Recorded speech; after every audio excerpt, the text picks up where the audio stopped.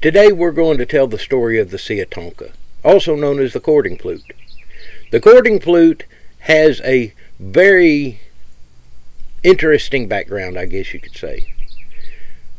The way that the cording flute came to be with the tribes is a story that is going to be told by Grandpa Otter, who I introduced you to in one of the last videos. If you'd like to watch his videos, we'll leave a link in the description. However, the interesting thing about the cording flute is that the story behind it has a very interesting, fun, and informative aspect of where it came from. So sit back, relax, and enjoy our video on the cording flute. And oh, by the way, since you're here, don't forget to hit the subscribe button and click that little bell icon so that you will know when we have new videos coming out.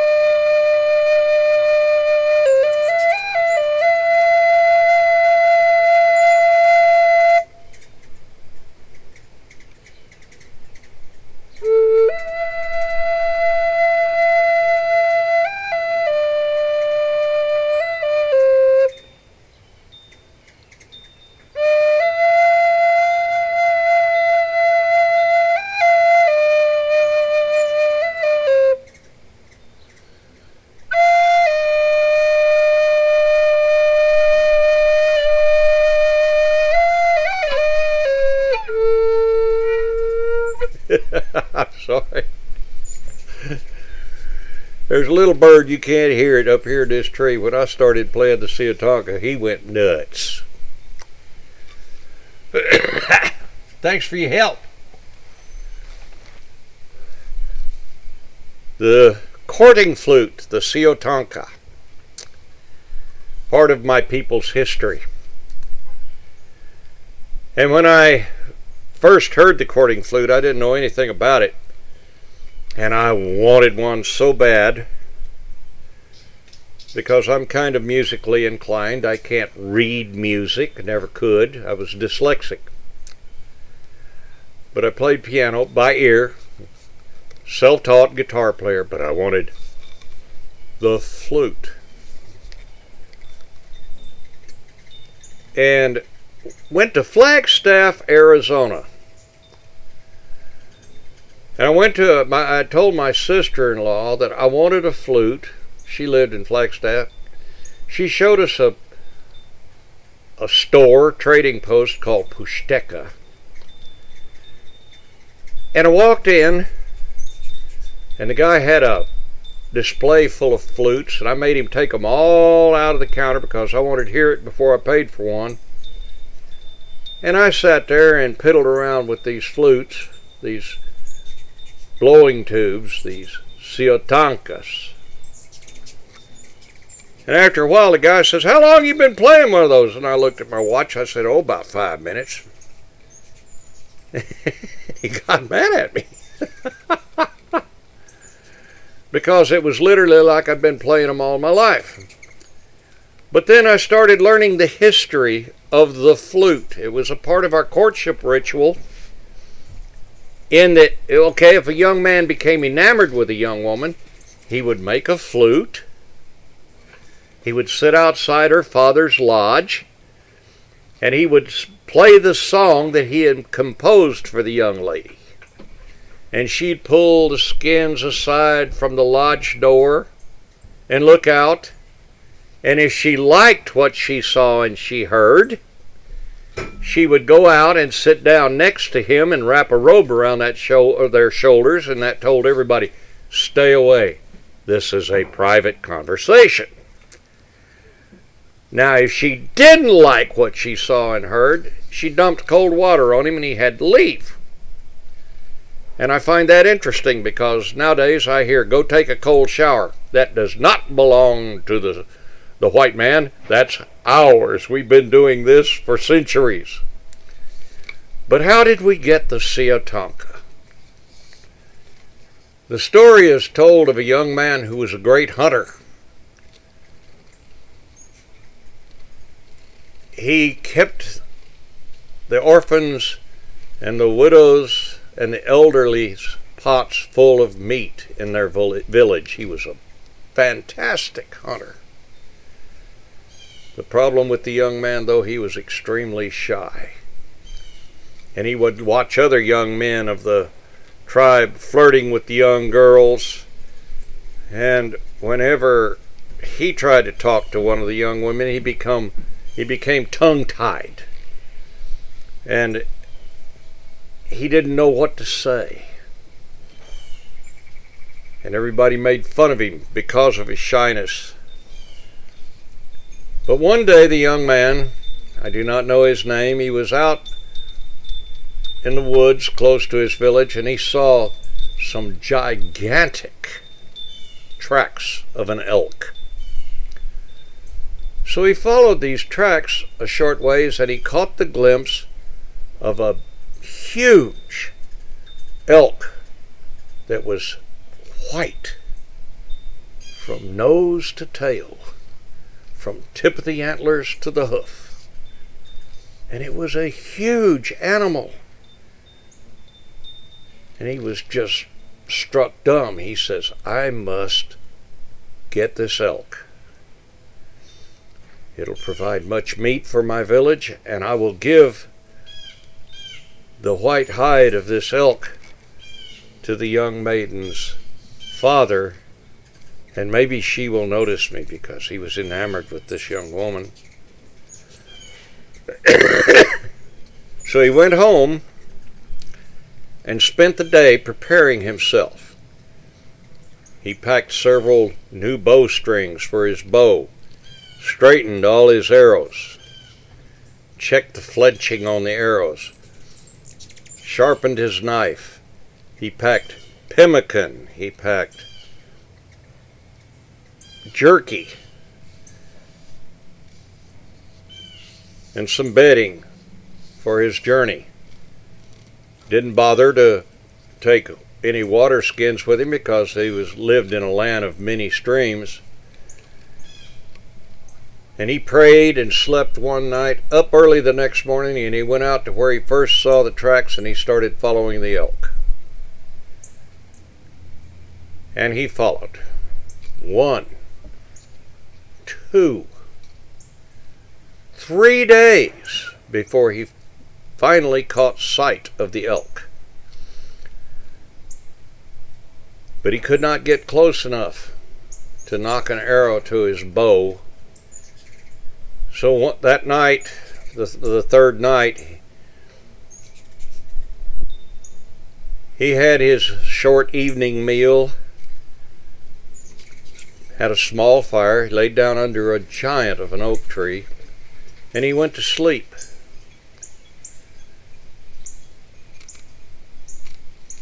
But it was probably after the middle of the night that he heard a sound in the woods that woke him up. And the sound was,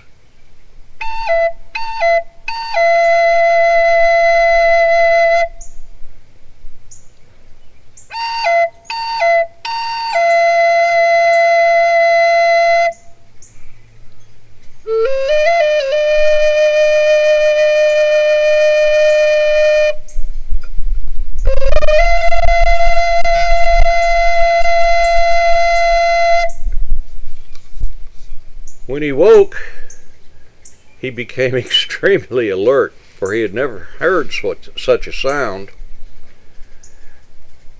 So he got up and put his back against the oak tree, laid his knife beside him, and put an arrow on his bow, wondering what that sound was.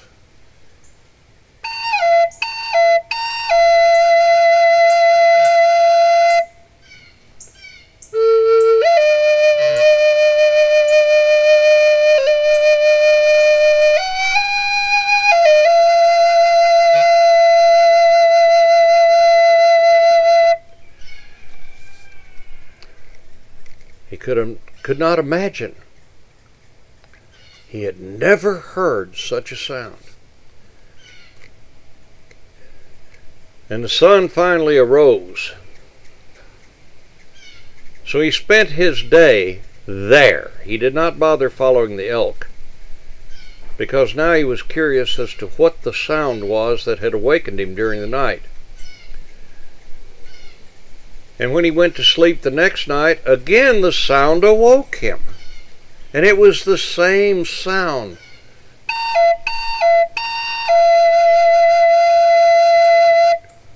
And again he put his back against the tree and sat there alert. But after a while the sound lulled him.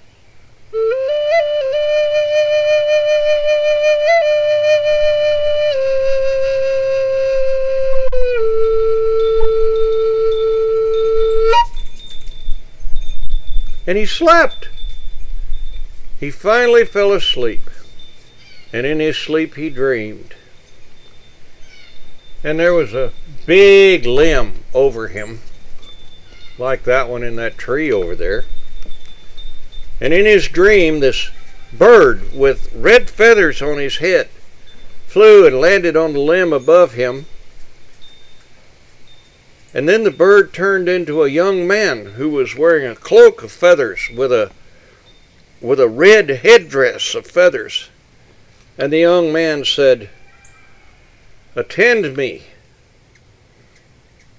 watch me, and I will show you the sound, the secret of the song." And in his dream, this young man took a cedar limb, little over half an arm length. He bored holes in it, hollowed it out, and made an air chamber, and began to play a song for the young man.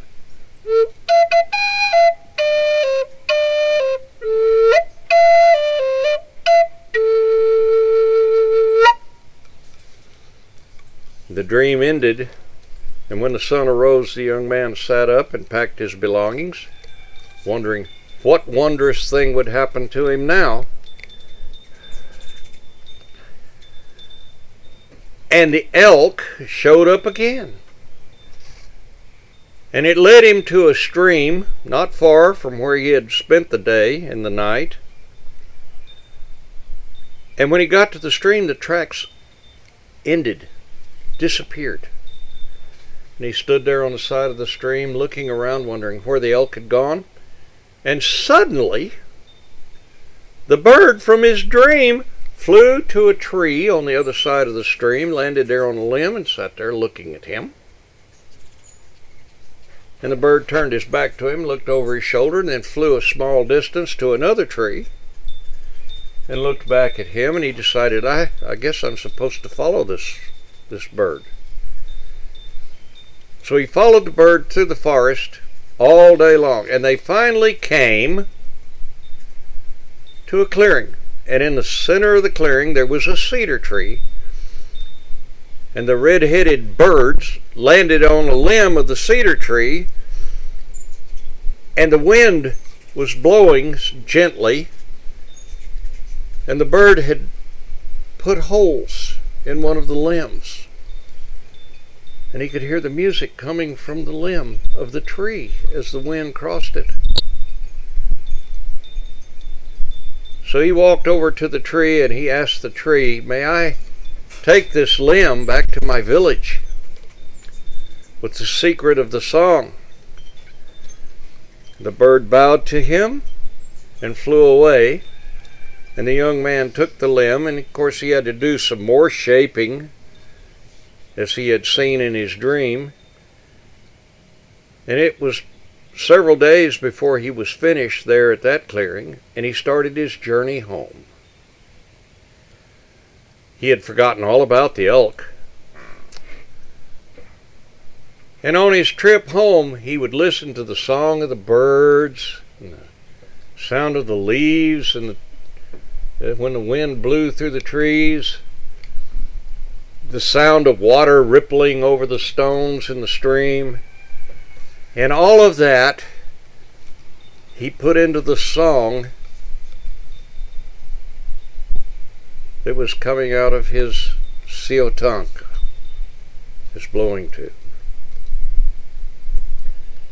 When he got back to his village, he didn't go into the village. Something stopped him up on the hillside. So he put his blanket down and sat down, and he started to play the song.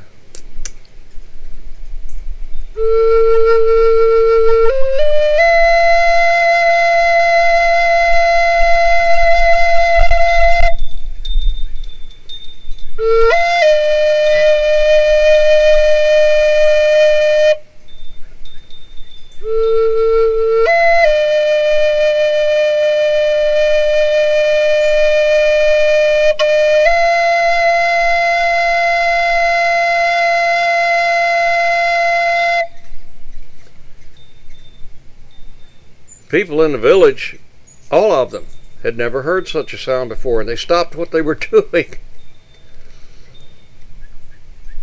The young women stopped grinding the corn. The old men stopped cleaning the fish that they had caught that morning, and they all stopped and stood, transfixed, as they listened to the song coming from the side of the hill.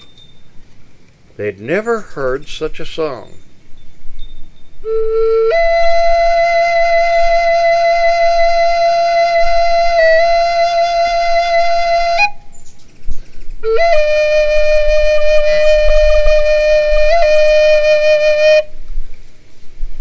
All except the young woman. She heard it. She went into her father's lodge and got a blanket, and she followed the sound of the song out to the hill. Where she saw the young warrior, she sat down next to him, and she wrapped the robe around their shoulders. He won her hand.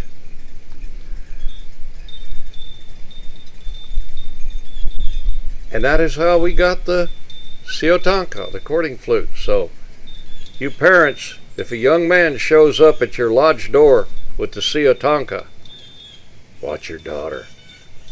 It makes the young girl's feet go where they should not.